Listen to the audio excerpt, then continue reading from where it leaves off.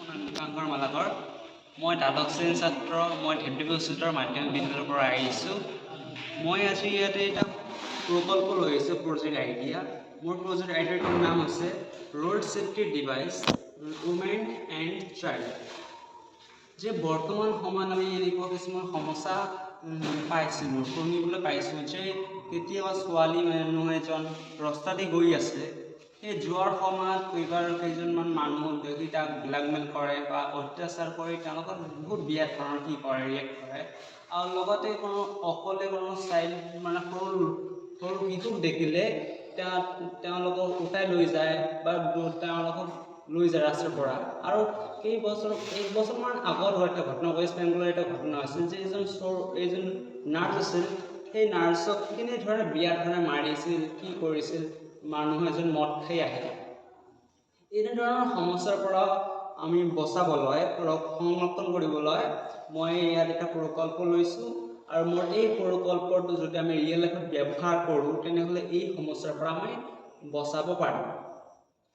মোৰ প্ৰকল্পটো হৈছে যে এইটো আমাৰ এটা ঘড়ী হয়, ঘড়ী। এই ঘড়ীটোত আমি এতিয়া ৰকম ট্ৰান্সমিটাৰ আৰু ইয়াতে আমাৰ যিটো পুলিচ ষ্টেচন আছে তাতে আমাৰ থাকিব ৰিচিভাৰ থাকিব আৰু ইয়াতে এটা এলাৰ্ম চেন্সৰ থাকিব। আৰু এনেকুৱাটো ৰাস্তা পথতো লাইট থাকে। এই লাইটত আমি এতিয়া কি লগাম যে এটা এলাৰ্ম লগাম আৰু এটা ৰেড কালাৰ বাল্ব লগাম। আৰু পুলিচ ষ্টেচনতো এনেকুৱাকৈ এটা ৰেড কালাৰৰ বাল্ব লগাম। যেতিয়া ছোৱালীজনক এনেকুৱা বিপদত পৰিব তেতিয়া এই ঘড়ীটোত যেতিয়া এনেকৈ টিপি দিব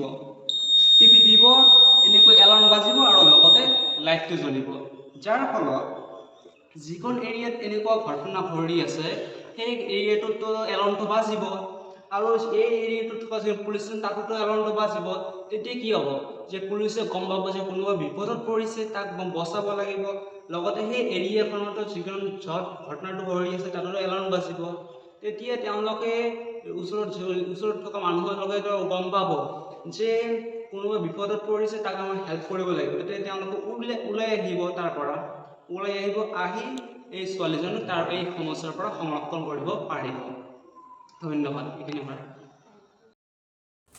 इसका नाम है आर्डिनो बोर्ड और इस बोर्ड से हम जो चाहिए वो बना सकती है, जैसे रोबोट।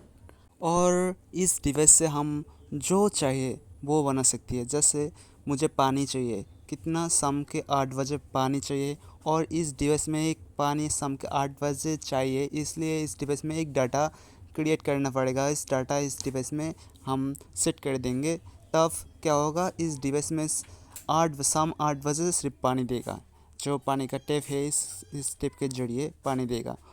और इस आर्डिनो बोर्ड को हम ऐसे कह सकती है, जो हमारा माइंड है, दिमाग के जैसे काम करती है। जैसे कोई भी बंदूक का गोली, बम जैसे है, कैसा है, क्या है, उसका जानने के लिए सिर्फ एक डाटा इसको देना पड़ेगा और इस डाटा के जरिए सब कुछ कर सकती है।